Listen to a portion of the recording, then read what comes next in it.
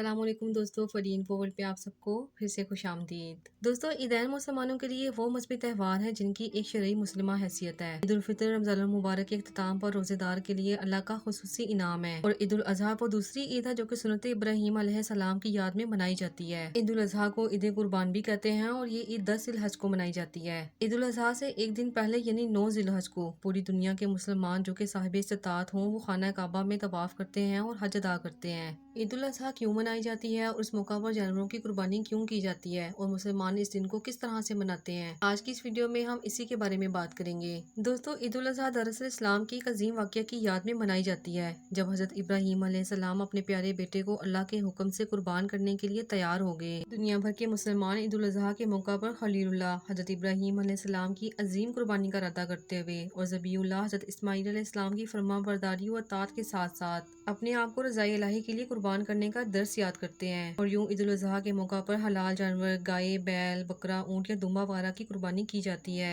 कुर्बानी से चंद रोज कबल अपनी हैसियत के मुताबिक जानवर की खरीदारी की जाती है। ईद से चंद रोज कबल जानवर बड़े शहरों में लाए जाते हैं और शहरों में कई मकामात पर बड़ी मवेशी मंडियां भी कायम की जाती हैं। मुसलमान कुर्बानी के लिए मंडी से खूबसूरत जानवर का इंतखाब करते हैं और फिर उनको घर लाकर धागे से बने हारों, गले में घंटियों और मेहंदी लगाकर खूब सजाते हैं। शहरों में जगह जगह मवेशियों के चारे के स्टॉल नजर आते हैं। मुख्तसर ये कि ईद से पहले मवेशी मंडियों में खरीदारों का हजूम और रौनकें अरूज पर होती हैं। 10 ज़िलहज को तमाम मुसलमान गुस्ल करके नए कपड़े पहनकर ईदगाह में नमाज की अदायगी के लिए जमा हो जाते हैं। ईद की नमाज अदा करने के बाद सब एक दूसरे को ईद की मुबारकबाद देते हैं और इस तरह दोस्तों ईद की नमाज की अदायगी के बाद सुन्नत इब्राहीमी की पैरवी करते हुए कुर्बानी का सिलसिला शुरू हो जाता है। ज़बीहा के बाद गोश्त तकसीम करने का सिलसिला शुरू हो जाता है। हासिल शुदा गोश्त के 3 हिस्से किए जाते हैं और बिलतरतीब गरीबों, रिश्तेदारों और घर में इस्तेमाल के लिए गोश्त रख लिया जाता है। दोस्तों, कुर्बानी करना हज़रत मोहम्मद सल्लल्लाहु अलैहि वसल्लम की भी सुन्नत है और ये बहुत अजर व सवाब वाला अमल है। ईद उल अजहा मुसलमानों के दिलों में ये जज्बा पैदा करती है कि हमें अल्लाह की राह में किसी भी किस्म की कुर्बानी देने से दरेक नहीं करना चाहिए।